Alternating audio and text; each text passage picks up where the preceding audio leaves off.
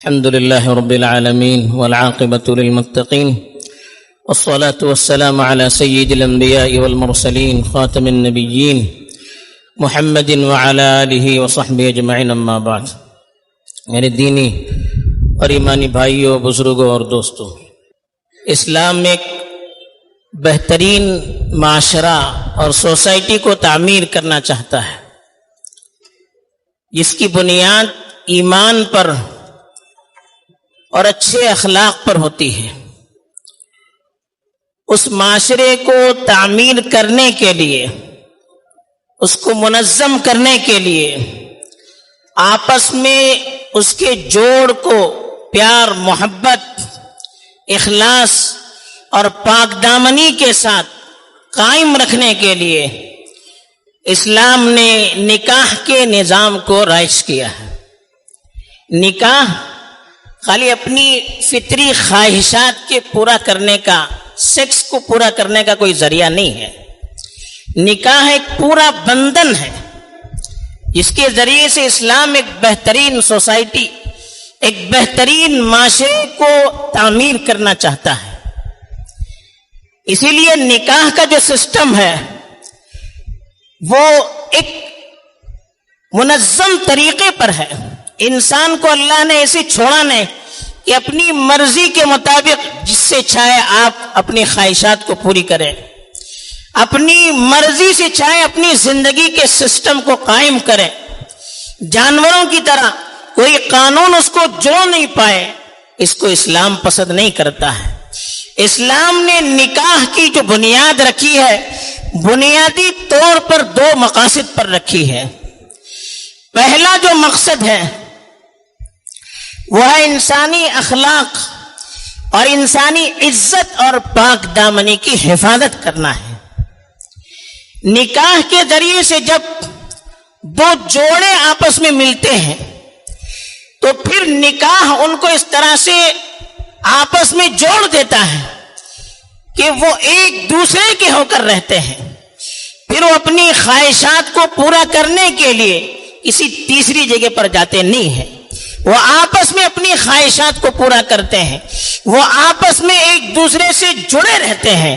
اسی لیے قرآن نے کہا محسنین غیر مسافحین، کہ نکاح کرنے والوں کو پاک دامن ہونا چاہیے، بدکار اور زناکار نہیں ہونا چاہیے۔ زنا سے روکنے کے لیے، بے حیائی سے روکنے کے لیے، بدکاری سے روکنے کے لیے نکاح کے نظام کو اللہ نے مشروع قرار دیا۔ اسی لیے کہا محسن۔ محسن کا مطلب ہوتا ہے جو اپنے آپ کو کسی قلعے میں، جو قلعہ ہوتا ہے، فورٹ ہوتا ہے، اس کے اندر محفوظ رکھتا ہے۔ عورتوں کے بارے میں بھی کہا محصنات غیر مسافحات، کہ وہ پاک دامن ہونی چاہیے، زناکار، بدکار نہیں ہونا چاہیے، بلکہ یہاں تک کہ ولا متخذات اخدان، وہ اپنی اندر سے لو ان ریلیشنشپ جو کہا گیا، اندر سے اپنی دوستی رکھتے ہوں، نکاح کے بغیر ایک ساتھ رہتے ہوں، ایسے تعلقات کو اسلام نے قبول نہیں کیا ہے۔ کیوں قبول نہیں کیا ہے؟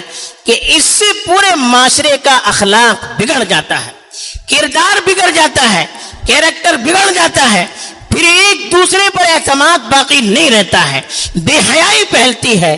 اسی لیے محسن کا لفظ استعمال کیا۔ حسن عربی میں کہتے ہیں قلعے کو۔ قلعہ جو ہوتا ہے جس میں فوج اپنے آپ کو دشمنوں سے محفوظ رکھنے کے لیے اس کے اندر فوج جمع ہوتی ہے، تو نکاح اسی لیے کہا گیا کہ نکاح جب آدمی کرتا ہے تو گویا کہ اس کے اخلاق محفوظ ہو جاتے ہیں، اس کی حیا محفوظ ہو جاتی ہے، اس کی شہوت کو ایک صحیح رخ ملتا ہے، پھر اس کی شہوت، اس کی ہوس غلط طریقے پر نہیں ہوتی ہے بلکہ وہ محفوظ ہو جاتا ہے۔ اور ایک انسانی خاندان کا، ایک جوڑے کا محفوظ ہونا پورے خاندان کے محفوظ ہونے کے لیے ضامن ہے، اور ایک خاندان کا محفوظ رہنا پوری سوسائٹی اور معاشرے کو محفوظ رکھنے کا ذریعہ ہے۔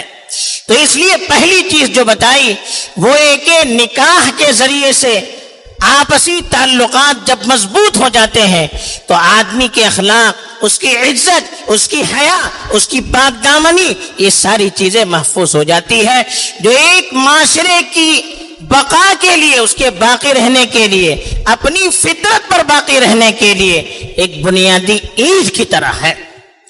دوسری چیز جس کا اسلام نے خیال رکھا ہے وہ ہے آپس میں ایک دوسرے کی محبت، ایک دوسرے پر شفقت، ایک دوسرے کے لیے سکون اور اطمینان کا ذریعہ ہو۔ میاں بیوی آپس میں ایک دوسرے کے ساتھ محبت کرنے والے ہوں گے، ایک دوسرے پر مطمئن ہوں گے، ایک دوسرے سے سکون حاصل کریں گے، ایک دوسرے پر اعتماد ہوگا، تب یہ خاندان آگے بڑھ سکے گا۔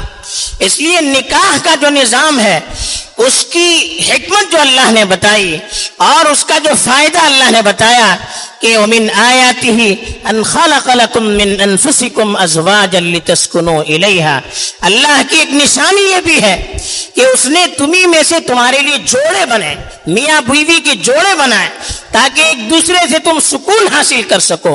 وَجَعَلَ بَيْنَكُمْ مَوَدَّةً وَرَحْمَةً، اور آپس میں ان کے درمیان محبت اور شفقت کا نظام اللہ نے قائم کیا۔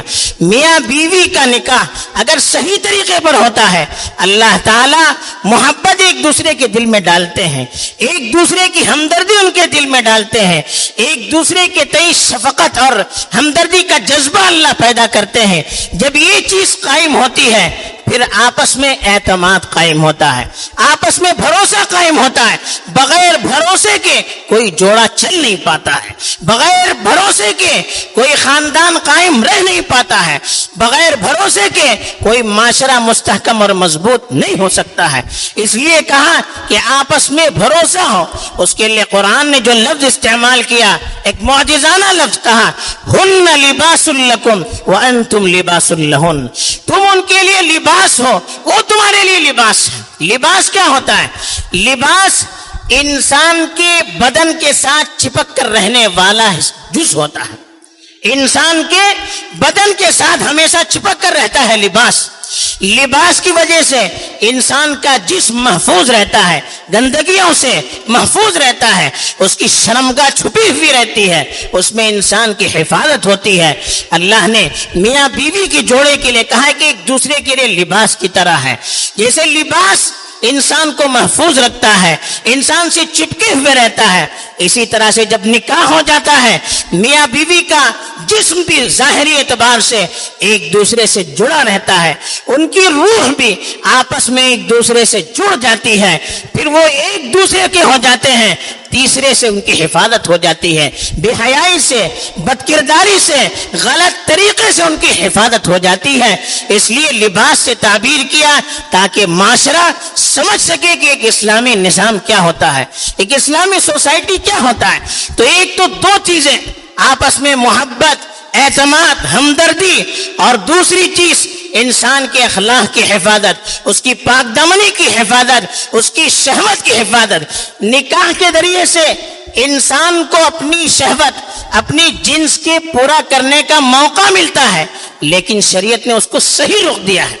انسان کے اندر سیکس ہوتا ہے، شہوت ہوتی ہے، اس کو پورا کرنا چاہتا ہے، لیکن ایسے ہی چھوڑ دیا جائے، انسان اور جانور میں کوئی فرق نہیں رہتا ہے۔ آدمی بغیر نکاح کے جو رشتہ ہوتا ہے اس میں اعتماد اور بھروسہ نہیں رہتا ہے، کبھی ایک دوسرے سے جدا ہو جائیں، کبھی ایک دوسرے سے الگ ہو جائیں، ان کے اندر احساس ذمہ داری نہیں رہتی ہے۔ ذمہ داری سے دونوں بھاگتے ہیں، مرد بھی بھاگتا ہے، عورت بھی بھاگتا ہے، بے حیا ہو جاتا ہے، آج اس کو پسند کیا اس کے ساتھ، کل اس کو پسند کیا اس کے ساتھ۔ آدمی کہاں رہے گا؟ سکون کہاں ملے گا؟ اطمینان کہاں ملے گا؟ روحانیت کہاں سے نصیب ہوگی؟ معاشرہ مستحکم کہاں سے ہوگا؟ پختگی کہاں سے آئے گی؟ نکاح کا مقصد خالی شہوت کو پورا کرنا نہیں ہے، کچھ ذمہ داریاں بھی اللہ نے ڈالی ہے۔ نکاح کے ذریعے سے اولاد ہوتی ہے، نسل باقی رہتی ہے، انسانی نسل کو، اس کے خاندانی سسٹم کو باقی رکھنے کے لیے نکاح سب سے عمدہ اور پختہ ذریعہ ہے۔ اس کے بغیر کوئی خاندانی سسٹم رہتا نہیں ہے۔ بغیر نکاح کے جو بچے ہوتے ہیں کوئی اتا پتہ نہیں ہوتا، کوئی عزت نہیں ہوتی، کوئی اخلاقی ان کا دباؤ نہیں ہوتا ہے، کوئی کیریکٹر ان کے اندر نہیں ہوتا ہے۔ نسل انسانی خاندان کو باقی رکھنا، یہ بھی شریعت کے مقاصد میں داخل ہے۔ ایسے ہی جب میاں بیوی کا نکاح ہوتا ہے، دو خاندان آپس میں جڑ جاتے ہیں۔ جب دو خاندان جڑ جائیں گے، آپس میں محبت پیدا ہوگی، آپس میں تعلقات پیدا ہوں گے، پھر نکاح کے ذریعے سے ذمہ داریوں کو اللہ تعالیٰ تقسیم کرتے ہیں۔ مرد کے ذمہ داریاں ہوتی ہے، عورت پر خرچ کرے، عورت کے نان نفقے کا خیال رکھے، کپڑے پہنانے کا، اس کے لیے رہنے کا انتظام کرے، بچے جب تک بالغ نہ ہو ان کی فکر کرے۔ عورت کے ذمے بھی ذمہ داریاں ہوتی ہیں، اپنی حفاظت کرے، اپنی عزت کی حفاظت کرے، اپنے بچوں کی خیر خبر لے، اس کی تربیت کرے، اپنے شوہر کی خدمت کرے۔ یہ سارا نظام نکاح کے ذریعے سے قائم ہوتا ہے۔ اس لیے اسلام نے مرد اور عورت کو آپس میں جڑنے کے لیے نکاح کا سسٹم قائم کیا ہے، اور پھر نکاح کی کچھ شرائط بھی بتائیں، کن کے ساتھ نکاح ہو سکتا ہے، کن کے ساتھ نکاح نہیں ہو سکتا ہے، نکاح کے لیے کیا کرنا چاہیے، نکاح کے بعد کیا کیا ذمہ داریاں ہوتی ہے۔ یہ پورا نظام ہے جو اسلامی قانون کے اندر بتایا گیا ہے۔ آگے انشاءاللہ اس سلسلے میں کچھ باتیں اگلے انشاءاللہ مراحل میں گوش گزار کی جائے گی۔ بس آج کے خطبے میں صرف نکاح کا مقصد، کیوں نکاح کو اللہ نے مشروع قرار دیا ہے، اس پر روشنی ڈالی گئی۔ اللہ تعالیٰ توفیق دے، آمین۔ وآخر دعوانا الحمد